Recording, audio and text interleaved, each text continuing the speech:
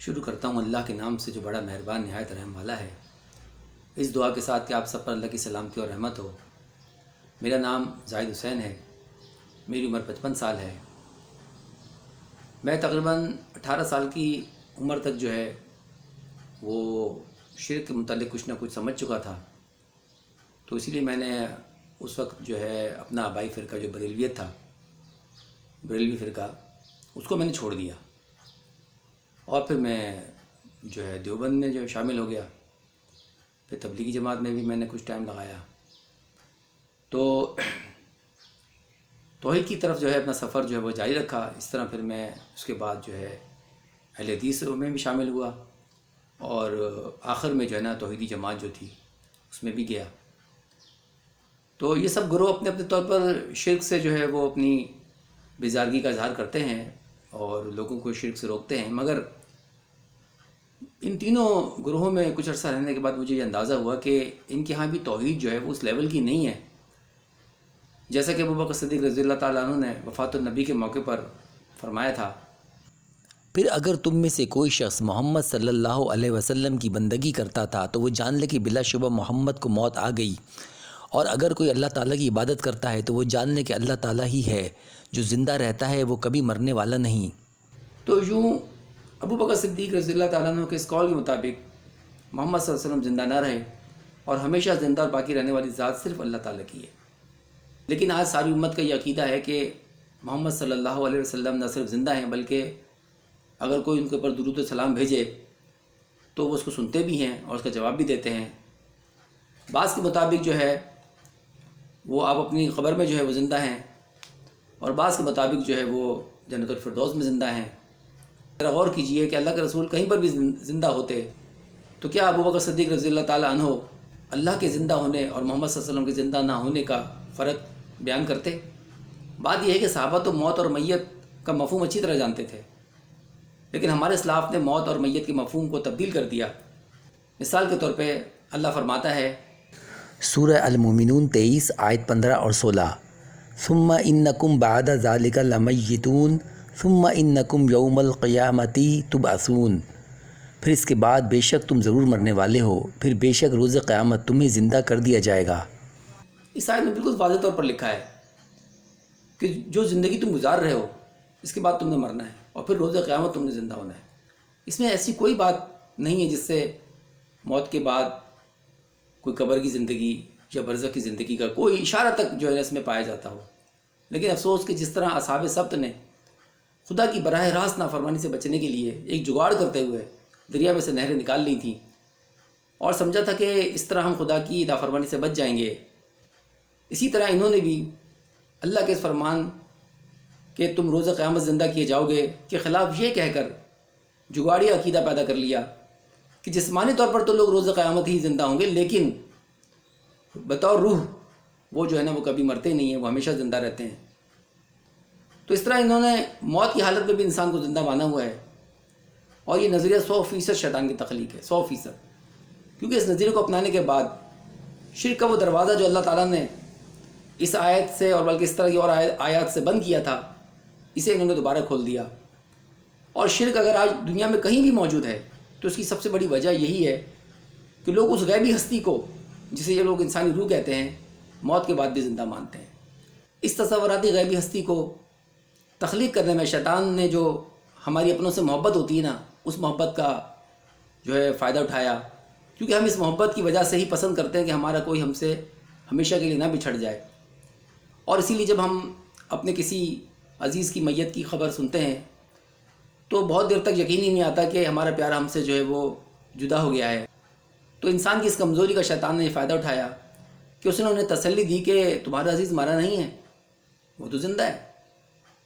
یا پھر میں آپ کو وفات النبی کے واقعے کو یاد کراتا ہوں کہ جب مومنوں کو بہت ضرورت تھی کہ انہیں کوئی تسلی کرا دے کہ اللہ کے رسول جو ہے وہ وفات نہیں پائی انہوں نے بلکہ وہ زندہ ہیں، مگر ابوبکر صدیق رضی اللہ تعالیٰ عنہ نے ان کی یہ تسلی نہیں کروائی اور اس پر ظاہر کر دیا کہ اگر تم کسی کی بھی موت کو جو ہے نہیں مانو گے تو یہ خدا کی بندگی میں شمار ہوگا۔ ذرا اندازہ کیجئے کہ یہ کتنی بڑی بات ہے، مگر لوگوں کو اس کا احساس نہیں ہے۔ اب چونکہ یہ روایت تو علماء نے بھی پڑھ رکھی ہے، تو اس کا اثر وہ یہ کہہ کر ختم کر دیتے ہیں کہ دیکھیے ابو بکر صدیق رضی اللہ تعالیٰ عنہ کہنے کا مطلب یہ تھا کہ رسول دنیاوی حساب سے میت ہو گئے ہیں مگر روحانی طور پر تو وہ زندہ ہیں. یہ بات ان کی ابو بکر صدیق رضی اللہ تعالیٰ عنہ پر الزام لگانے کے سوا کچھ نہیں ہے. ان کے زمانے میں یہ تصور ہی موجود نہ تھا کہ فلاں آدمی دنیا کے حساب سے مر گیا ہے، فلاں آدمی جو ہے وہ اخروی حساب سے زندہ ہے. ایسا کوئی تصور موجود ہی نہیں تھا. دیکھیے اگر یہ نظریہ موجود ہوتا تو ابو بکر صدیق رضی اللہ تعالیٰ عنہ اللہ کے رسول کی موت کو اللہ کی ذات سے کیوں کمپیئر کرتے؟ کیا اللہ تعالیٰ دنیا میں رہتے ہیں؟ کیا اللہ تعالیٰ دنیا کے حساب سے زندہ ہیں؟ جو آپ کہہ رہے ہیں کہ نہیں صاحب وہ تو اللہ کے رسول کی جو میت ڈکلیئر کی انہوں نے وہ دنیا کے حساب سے کی ہے. آخر ابو بکر صدیق رضی اللہ تعالیٰ عنہ نے دونوں کو جو کمپیئر کیا ہے وہ کس تناظر میں کیا ہے؟ اور میں اس کے ساتھ آپ کو ایک شہید کی مثال بھی دیتا ہوں. دیکھیے شہید جو ہے نا اس کو موت ہو جاتی ہے مگر پھر اسے آپ مردہ کیوں نہیں کہتے؟ اس لیے نہیں کہتے نا کہ اس وقت وہ زندہ ہے. تو اگر دنیاوی حساب سے مردہ ہونے کی بات ہوتی تو اللہ تعالیٰ کبھی شہید کو مردہ کہنے سے منع نہ فرماتے، کیونکہ بھائی دنیاوی حساب سے تو شہید بھی مردہ ہے. اور دیکھیے جب محمد صلی اللہ علیہ وسلم اور شہید دونوں کی روحیں زندہ ہیں تو مجھے بتائیے کہ پھر اللہ کا محمد صلی اللہ علیہ وسلم کو میت کہلوانا اور شہید کو زندہ کہلوانا، اس کی کوئی لاجک سمجھ میں آتی ہے؟ کوئی لاجک سمجھ میں نہیں آتی نا، جب روحوں کے اعتبار سے دونوں ہی زندہ ہیں. یقین مانیے کہ دنیاوی حساب سے اور اخروی حساب سے جو انہوں نے زندگی کا نظریہ اپنا رکھا ہے نا، یہ ان کا اپنا گھڑا ہوا ہے. موت ہوتی ہے. اسی لیے ابو بکر صدیق رضی اللہ تعالیٰ نے فرمایا کہ محمد کو موت آ گئی اور اللہ کو موت نہیں ہے. تو میں بات کر رہا تھا کہ شیطان نے لوگوں کو تسلی دی کہ تم غم نہ کرو، تمہارا عزیز زندہ ہے، یہ تمہاری پکار سنتا ہے اور جواب بھی دیتا ہے. مگر چونکہ اس تسلی میں وزن نہیں تھا، کیونکہ مردہ تو سامنے پڑا ہے، اگر سنتا ہوتا تو جواب دیتا.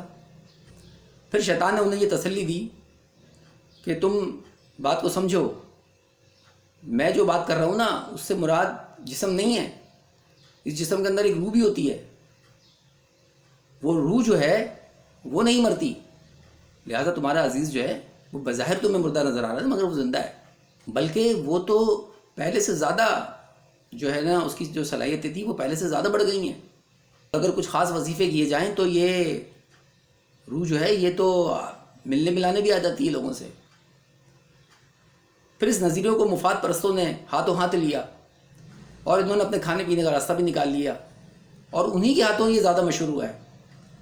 لیکن قرآن مجید اس غیبی ہستی جسے یہ روح کہتے ہیں کا مکمل انکار کرتا ہے. غور سے سنیے گا میری بات یہ ہے، قرآن مجید اس غیبی ہستی جس کو یہ لوگ روح کہتے ہیں یا انسانی روح کہتے ہیں اس کا مکمل انکار کرتا ہے. اس بات کو میں نے اپنی پچھلی ویڈیو میں قرآن و حدیث سے غلط ثابت کیا ہے، جس کا نام ہے موت کی حقیقت حصہ دوم. دیکھیے انہوں نے شیطان کی اس تیار کردہ مخلوق کو قبول تو کر لیا، لیکن شیطان نے ان کو یہ نہیں بتایا کہ یہ موت کے بعد جاتی کہاں ہے. اس لیے ان کے پاس اس کا کوئی واضح ٹھکانہ موجود نہیں ہے. ان کے پاس 11 الگ الگ نظریات ہیں اس بات پر کہ موت کے بعد روح کہاں جاتی ہے. وہ میں آپ کو اپنی ویڈیو عالم برزخ حصہ 2 میں پیش کروں گا. آج کی ویڈیو چونکہ موت کے حوالے سے بنائی جا رہی ہے، لہٰذا اب ہم انسانی روح کی موت سے متعلق بات کریں گے. جیسا کہ میں نے آپ کو بتایا تھا کہ انہوں نے انسانی روح کا نظریہ قبول کر لیا کہ اس انسانی روح کی موت نہیں ہوتی. یعنی جو اللہ کی بنائی ہوئی مخلوقات ہیں نا ان میں فرشتوں سمیت سب کی موت ہو جاتی ہے، مگر شیطان کی بنائی ہوئی تصوراتی مخلوق یہ اتنی جاندار ہے نا اس کی موت نہیں ہوتی. اور شیطان نے کہہ دیا ان کو خبردار میری تخلیق کو جو ہے نا تم نے اس کی موت نہیں ماننی ہے. تو آج تک یہ روح کی موت کو نہیں مانتے آئے ہیں. مگر مسئلہ یہ ہے کہ ان کے سامنے قرآن کی آیات اور ایسی احادیث بھی موجود ہیں جن میں ہر مخلوق کے لیے موت ماننا لازم ہے. تو اس وجہ سے یہ ایسا راستہ تلاش کرتے ہیں کہ خدا بھی خوش ہو جائے اور شیطان بھی. اس کے لیے انہوں نے یہ نظریہ دیا کہ روح کی موت فقط یہ ہے کہ جسم سے علیحدہ ہو جائے. دیکھا آپ نے کیسی عجیب و غریب جو ہے انہوں نے موت جو ہے بتائی ہے. پر یہ کیا موت ہوئی کہ صرف جسم سے الگ ہونا ہی جو ہے وہ موت شمار کر لیا جائے. خود یہ مثال دیتے ہیں کہ روح کی مثال جو ہے نا گاڑی کے ڈرائیور کی سی ہے. تو جب گاڑی کو حادثہ پیش آتا ہے تو فرشتے آ کر کیا کرتے ہیں اس گاڑی کے ڈرائیور کو نکال کر لے جاتے ہیں. اب ذرا سوچئے وہ جس روح کو بچا کر لے گئے ہیں اس کو تو ان کے حساب سے ایک ڈینٹ بھی نہیں پڑا، تو کیا یہ اس کی موت کہلائے گی؟ وہ زندہ سلامت اس کو صحیح سلامت لے گئے ہیں، جیسی وہ زندہ تھی پہلے ایسی وہ زندہ اس کو لے گئے ہیں، تو وہ موت کہاں ہوئی اس کی؟ دوسری بات یہ ہے کہ موت کے بعد تو ان کی تصوراتی روح پہلے سے زیادہ فعال ہو جاتی ہے. یعنی پہلے جب یہ دنیا میں تھی تو ایک محدود فاصلے تک اس کو سنائی دیتا تھا، اب تو جنت میں پہنچی وہاں سے سن لیتی ہے. یہ تو اس طرح کی تو یہ باتوں پہ ایمان رکھتے ہیں. تو پہلے وہ ایک یا دو یا کچھ زبانیں جانتی تھی, اب تو پوری دنیا کی زبانیں جان لیتی ہے. جبھی تو راستہ تو جبھی تو دینا تھا نا شرک کا. یعنی یہ عجیب موت ہے کہ بجائے اس کے کہ اس کی صلاحیتیں ختم ہو جاتی اور بڑھ گئی. تیسری بات یہ ہے کہ اگر روح کا جسم سے جدا ہونا ہی جو ہے روح کی موت ہے, تو پھر جس طرح یہ جسم کی موت پر جسم کو مردہ کہتے ہیں, تو انہیں چاہیے کہ پھر جب روح علیحدہ ہو گئی ہے تو پھر روح کو بھی جو ہے مردہ کہیں. یہ کتنی فنکاری ہے کہ دو چیزیں الگ الگ ہوئیں, ایک کو مردہ مان رہے ہیں, دوسرے کو مردہ نہیں مان رہے. یہ فنکاری ہے نا. میں ان روایتی لوگوں کا, خاص طور پہ جو روایت بیان کرتے ہیں, ان لوگوں کا میں نے ان کے بہت سے سوالوں کے میں نے جوابات دیے ہیں, مگر جب میں ان سے سوال کرتا ہوں نا تو پھر یہ غائب ہو جاتے ہیں. تو میرا ان سے پہلا سوال یہ ہوتا ہے کہ بتائیے آپ کون سی آیت سے جو ہے نا وہ انسانی روح کا نظریہ اخذ کرتے ہیں. اس کے جواب میں یہ نفخ من روح والی آیت جو آدم علیہ السلام کے تعلق میں نا وہ بیان کرتے ہیں. دیکھیے وہاں تو صاف لکھا ہے کہ اللہ تعالیٰ فرما رہے ہیں کہ میں جب اس میں اپنی روح میں سے پھونک دوں, اپنی روح کا ذکر کر رہے ہیں. وہاں تو یہ نہیں لکھا کہ اللہ تعالیٰ کہہ رہے ہیں کہ بھئی میں آدم کی روح پھونک دوں. ٹھیک ہے, تو قرآن مجید میں تو یقین مانے مجھے ایک آیت بھی ایسی نہیں ملی ہے جس میں انسانی روح کا ذکر ہو. پتہ نہیں کون سی آیت سے یہ انسانی روح کا نتیجہ اخذ کرتے ہیں. دوسرا میرا سوال یہ ہوتا ہے کہ اللہ تعالیٰ نے قرآن مجید میں کس جگہ پر لکھا ہے کہ اس کی ایک مخلوق جو ہے وہ روح ہے اور وہ اس کی موت نہیں ہوگی؟ کس جگہ پر لکھا ہے؟ ذرا سوچئے کہ فرشتے اس کے مقربین میں سے ہیں, اس کے باوجود ان کی موت بھی جو ہے نا وہ ہوتی ہے, مطلب ہوگی, ایک نہ ایک دن ان کی بھی موت بھی ہوگی. مگر انسانی روح کی یہ موت نہیں مانتے. آخر کون سی حدیث ہے جس میں لکھا ہے کہ روح کو موت نہیں؟ بلکہ میں آپ کو یہاں ایک حدیث دکھاتا ہوں جس میں یہ خود نفس کا ترجمہ روح کرتے ہوئے اس کی موت کو مان رہے ہیں. دیکھیے, یا اللہ آپ نے پیدا کیا میری روح کو اور آپ ہی اسے فوت کریں گے, آپ کے ہی قبضے میں ہے اس کی موت اور حیات. دیکھیے یہ میں نے انہی کا ترجمہ پڑھا ہے. اوپر عربی میں آپ دیکھ سکتے ہیں نفس لکھا ہوا ہے اور نیچے اس کا ترجمہ کر رہے ہیں روح. مطلب آپ پہلے تو کی یہ غلطی دیکھیے نا کہ اللہ کے رسول جو ہے اس ذات کے لیے جو اللہ تعالیٰ تخلیق کرتا ہے بندے کے اندر, اس ذات کو اللہ کے رسول جو ہے وہ نفس کہہ رہے ہیں, اور یہ کیا کر رہے ہیں, اس کا ترجمہ روح کر رہے ہیں. یہیں سے آپ اندازہ لگا لیں کہ مطلب عربی کو کیسے یہ تبدیل کر رہے ہیں. اچھا پھر اس کے بعد وہ یہ کہنا شروع کر دیں کہ نہیں صاحب وہ نفس اور روح تو ایک ہی بات ہے. اس کا بھی میں اکثر جواب دے چکا ہوں کہ بھائی اگر نفس اور روح ایک بات ہے نا تو پھر جس طرح تم نفس کی موت کو مانتے ہو تو یہاں روح کی موت کو بھی مان لو, کہہ دو ہاں روح کو بھی موت آتی ہے. اور دیکھو یہاں لکھا ہوا ہے کہ آپ ہی کے قبضے میں اس کی موت اور حیات ہے, خود ترجمہ کر رہے ہیں. مگر جیسے ہی اس حدیث سے ہٹیں گے, نہیں جناب روح کو موت نہیں ہے. وہی شیطان کی پیروی, وہ نہیں چاہتا نا کہ اس کی بنائی ہوئی مخلوق جو ہے نا اس کی جو ہے وہ پیروی, اس کی جو ہے وہ موت مانی جائے. وہ نہیں چاہتا, اس کو خوش کرنے میں لگے ہوئے ہیں. اللہ کی ساری مخلوقات کی جو ہے نا یہ موت مان رہے ہیں, لیکن شیطان کی جو تخلیق کردہ تصوراتی انسانی روح ہے اس کی موت ماننے کو تیار نہیں ہے. اور مجھے تو حیرت ہوتی ہے ایسے علماء پر جو روح کے لیے نفس کا لفظ استعمال کرتے ہیں پھر اس کی موت کا انکار کرتے ہیں. حالانکہ قرآن مجید میں واضح طور پر لکھا ہے کل نفس ذائقۃ الموت. جب بھائی آپ اسے مطلب نفس کہہ رہے ہو, روح کو نفس کہہ رہے ہو, تو پھر اس کی موت بھی مانو نا. مگر روح کو نفس ماننے والے کچھ لوگ ایسے بھی ہیں جو روح کی موت کو مانتے ہیں, جیسا کہ مولانا زاہد محمود دیوبند قرآن پر مبنی دلائل پیش کرتے ہوئے کہتے ہیں ایک جماعت کا موقف ہے کہ روح کو بھی موت آتی ہے کیونکہ روح ایک نفس ہے اور ہر نفس کو موت کا ذائقہ چکھنا ہے. یہ اپنی کتاب روح کیا ہے صفحہ 97 پر لکھتے ہیں. مگر مولانا صاحب شاید پبلک کو یہ بتانا نہیں چاہتے کہ وہ کون لوگ ہیں جو روح کی موت کو مانتے ہیں.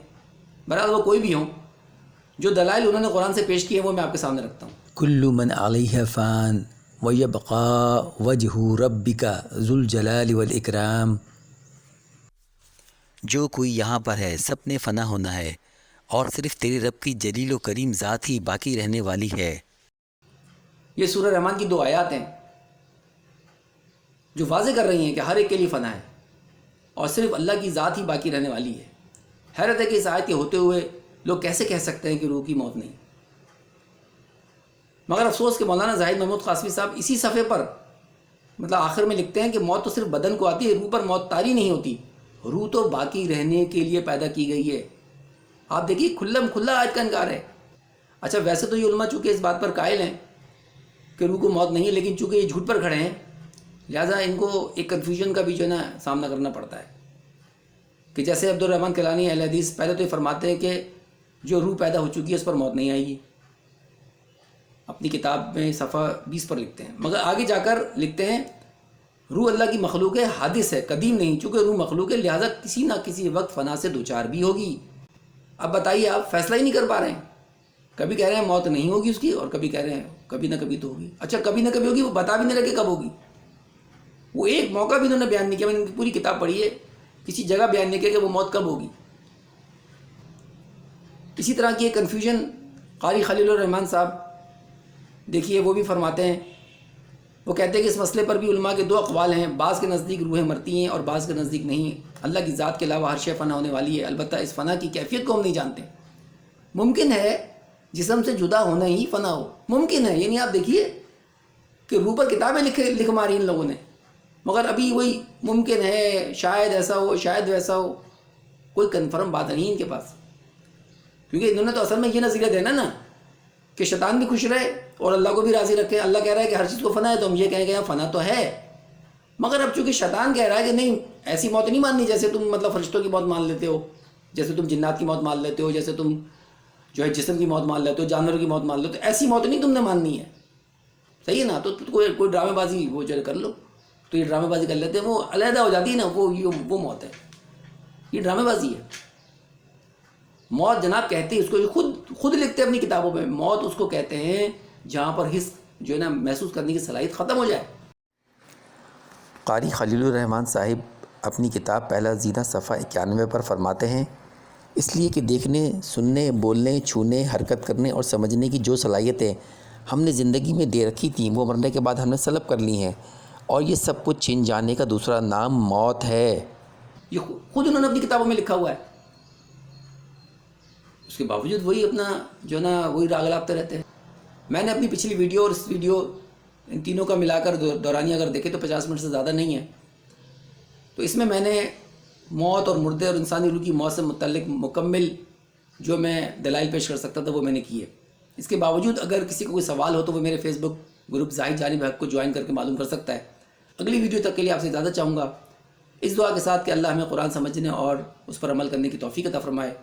وآخر دعوانا ان الحمدللہ رب العالمین۔ آپ دوستوں سے درخواست ہے کہ اگر آپ کو ویڈیو پسند آئی ہے تو اسے شیئر کیجئے اور میرے YouTube چینل جانب حق کو سبسکرائب کرنا نہ بھولیے۔ شکریہ۔